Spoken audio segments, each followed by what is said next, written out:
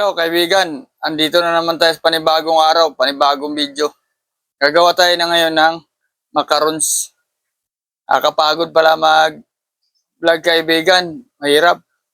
Pero okay lang yan kaibigan. Sabi ko nga sa anak ko, yung pagod, pag tulog mo, wala nang pagod. Pero pag gutom ka, wala kang pira, pagising mo, wala ka pa rin pira, wala kang gutom ka pa rin. Kaya okay lang kahit nakakapagod, tulog mo lang, pagising wala na.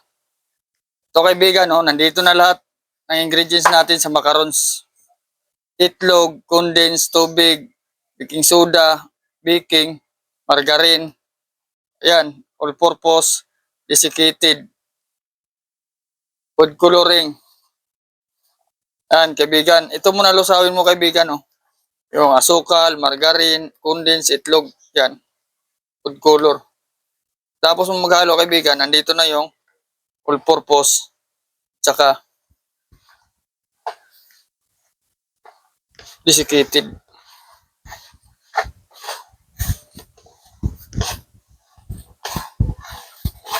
Yan kaibigan, mikos-mikos mo lang yan kaibigan, ganyan.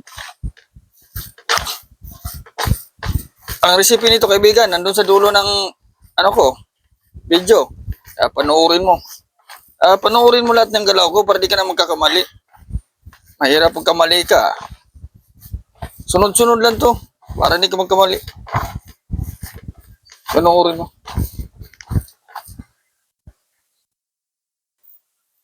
Kaibigan, ito na yung linira natin sa macarons to.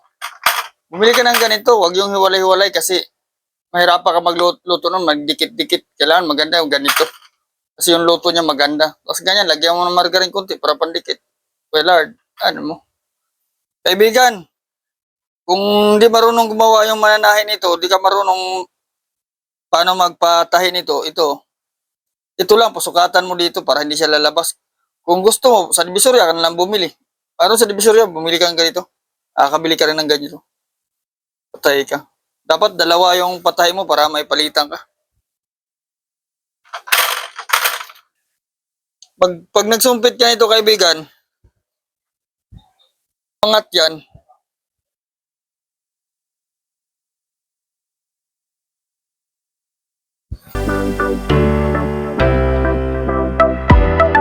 Kaibigan, kung baguhan ka magsumpit nito, bilisan mo kasi mamaya matitigasan ka, mahirapan ka magpalabas dito.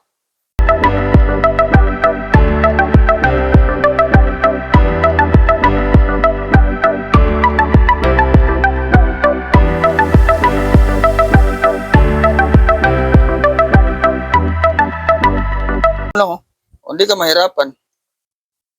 Magaan lang, malambot siya. Kasi naipit mo siya dito. Napulupot mo siya. Ganyan mo pisilin mo dito, ganyan. Tapos gaganyan mo, iikot mo na ganyan bago mo siya isumpit. Para pag nagputol ka, kaibigan niya, pag baguhan ka, ganyan. Putol mo, idin mo kunti, para maputol. Ganyan lang, idin mo kunti, putol na yan. Ayan, idin mo kunti, putol na yan. Kasi pag hindi mo siya idin, ganyan, mahirapan ka magputol. Sasama pa yung nasa ilalim. Kaya kaibigan, idiin mo konti. Kaya pitik mo para hindi siya sasama. Ganyan lang. Madali lang ito sumpitin. Ganyan ilipitin mo lang.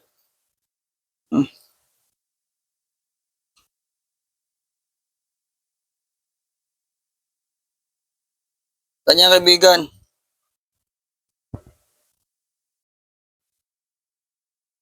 Kaibigan, ito na kaibigan, nasumpit na natin yung isang halo natin.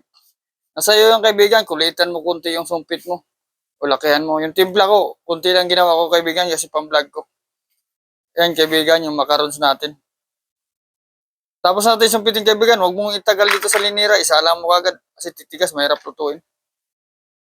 Salang na natin. Ayan na kaibigan, sinalang natin. Yung apoy nito kaibigan, mainit na siya sa 300 pero mahina yung apoy nito. Yung dito, burner niya kaibigan. Yan kaibigan, yung apoy ko mahina lang, maliit lang yan, hindi yung tuwid na mataas. Pag nilakasan mo yan, mahirap yung makaras mo, masusunog, tapos silaw pa silalim, pangit. Ganyan lang, mahina lang yung apoy. Kaibigan, ito na po yung macarons natin, luto na. Di masyadong maganda, oh. Yan. Yan, yung macarons natin. Yan, oh. Oh. Ayan yung macarons natin.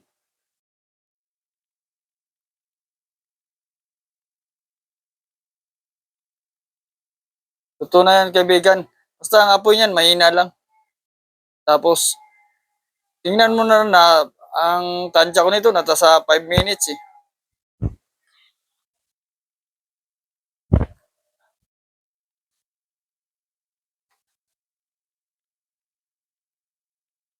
Oh. Ano kaibigan, tapos na yung kaibigan, oh, ito na, 'di ba? Kaibigan, ang ganda ng macarons natin.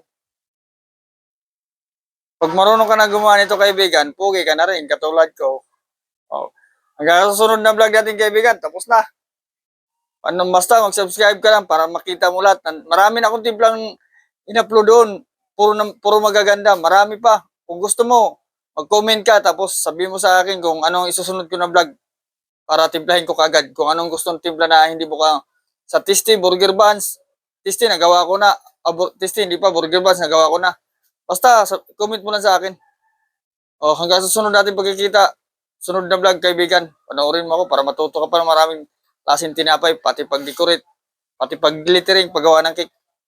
Okay, salamat kaibigan.